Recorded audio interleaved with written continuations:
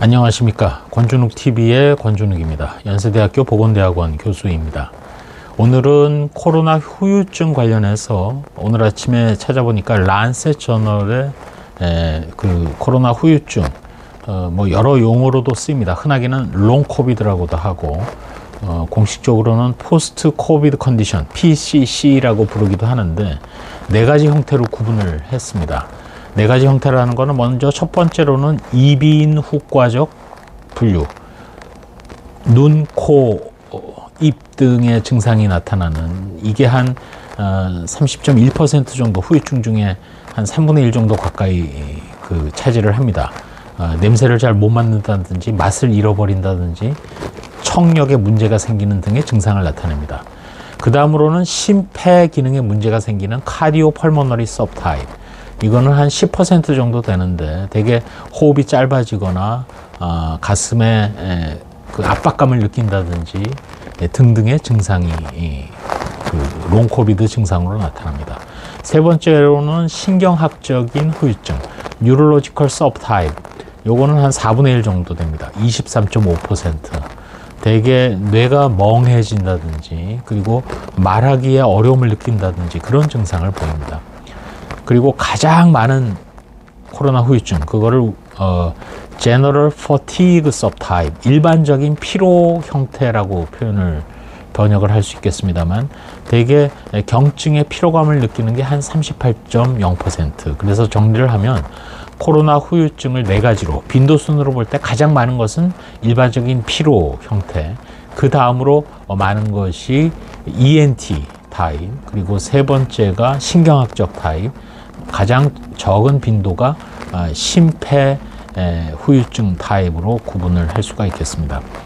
이 코로나 후유증이 고위험이 되는 경우에는 대개 그 변이 중에서 기억하실지 모르겠습니다만, 코로나 초기에 우한균주와 같은 와일드 타입일 때 점점점 유행이 진행되면서 우리나라 같은 경우도 막바지에는 오미크론에 의해서 대량 환자가 나타나지 않았습니까?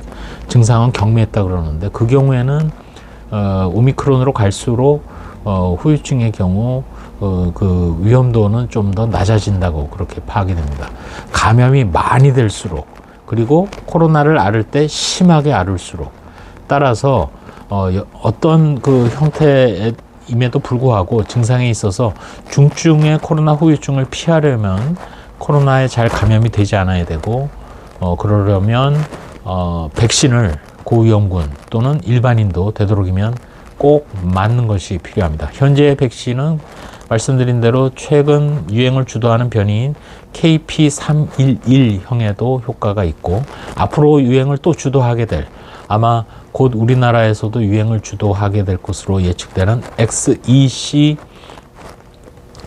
변이에 대해서도 효과가 있음이 이미 언급이 된 바 있습니다. 따라서 오늘은 그 란셋의 코로나 후유증 논문을 소개시켜 드리면서 코로나의 여러 가지 영향 중에 병리학적이 아닌 간접적인 영향도 우리 생활에 많이 영향을 끼칩니다.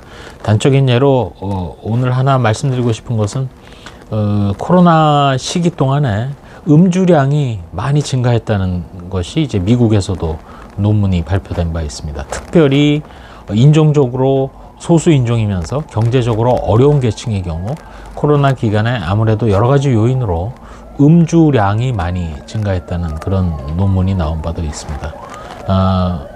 향후에 그 코로나 백신과 관련해서 또 코로나의 후유증과 관련해서 그때그때 이 유튜브 영상을 통해서 공유를 드리겠습니다. 이러한 모든 것은 이미 지나갔다고 판단하시는 분도 있겠지만 코로나에 대해서 경각심을 가져야 되고, 더 중요한 것은 H5라든지 또 엠팍스라든지 각종 신종 감염병 또는 재등장 감염병이 우리의 건강을 위협할 수 있기 때문에, 더군다나 한반도의 기후가 올라가면서 여러 가지 모기를 통한 매개 감염병이 새롭게 등장할 가능성도 있기 때문에 그런 거에 대해서 항상 주의를 기울여야 한다는 차원에서, 그런 감염병이 유행을 한번 하고 나면 여러 가지 후유증이나 합병증이 남을 수 있다는 점, 코로나 이전 세상은 다시 오지 않는다는 제 모토에 따라서 코로나가 일단 한번 우리가 맞닥뜨리게 되면 그 후에 우리는 무언가는 변해야 되고, 그 변함을 통해서 앞으로 닥쳐올 더 큰 위험이나 위기를 감소시키거나 막거나 피할 수 있다는 제 소신 때문이기도 합니다. 예, 다음에 또 뵙겠습니다. 감사합니다.